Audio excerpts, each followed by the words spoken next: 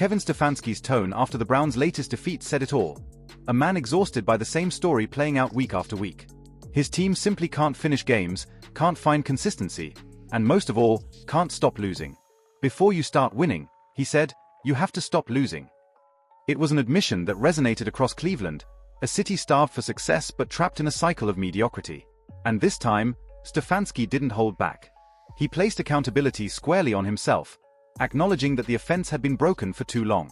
But beneath the frustration and coach speak, one thing became clear: a major change might be coming, and its name could be Shedeur Sanders.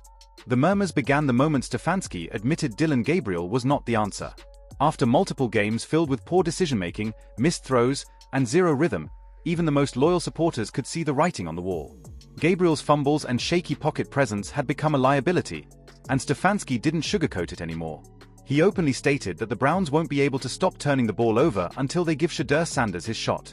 For a coach usually careful with his words, this was a stunning moment, a public sign that his patience had run out. It's hard to ignore the evidence.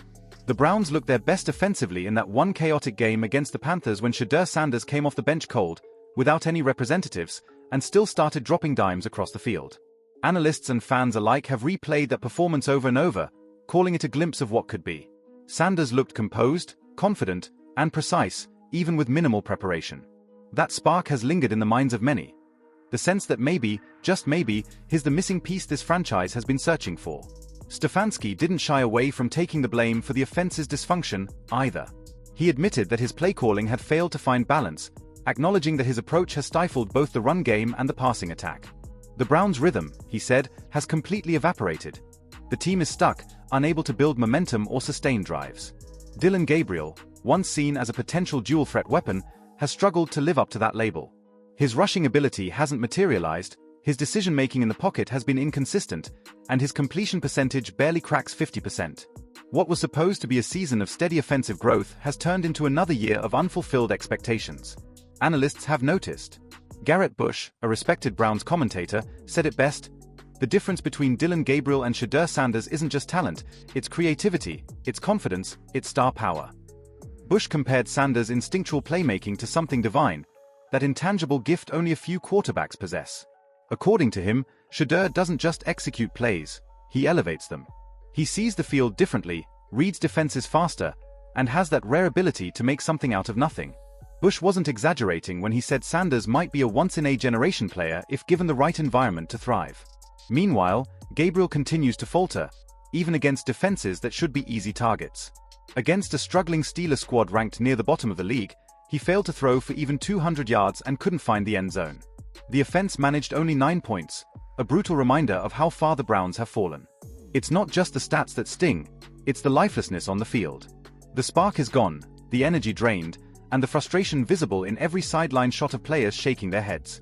Garrett Bush painted an enticing picture of what could happen if the Browns finally hand the keys to Shedeur Sanders. Even with the same offensive line, the same playbook, and the same receivers, Bush believes Sanders could flip the entire narrative. If he comes in and throws for 300 yards in his debut, Bush said, they'll put the Browns on national TV every week. That's how big of a statement it would be. For a franchise long associated with heartbreak, Sanders could represent not just a quarterback change but a cultural reset, a new era of hope and swagger that Cleveland hasn't seen in decades. The media chorus is growing louder. Mary Kay Cabot, one of the most respected insiders covering the Browns, took to social media with a bold declaration. Shedeur Sanders, she wrote, is the best passer in the game right now. Her tweet ignited a firestorm among fans and analysts. Comparing him to stars like Josh Allen, Cabot emphasized that what separates Shedeur isn't just mechanics, it's raw, natural talent. His accuracy, decision-making, and leadership are qualities that simply can't be taught. And if given the chance, she believes, he could completely change the trajectory of the Browns season. Cabot didn't stop there. She directly called out the team's reluctance to act, saying it's clear Gabriel isn't capable of carrying the offense any longer. She reminded everyone that Shedeur himself has publicly stated he's ready for the challenge. He's not asking for the opportunity, she said. He's demanding it. That confidence, that unwavering self-belief, is what sets Sanders apart, and it's precisely what the Browns have been missing. The stats tell a grim story. The Browns are averaging barely over 14 points per game, a number that practically guarantees failure in today's NFL. For a team with so much investment in its roster, that kind of offensive stagnation is unacceptable.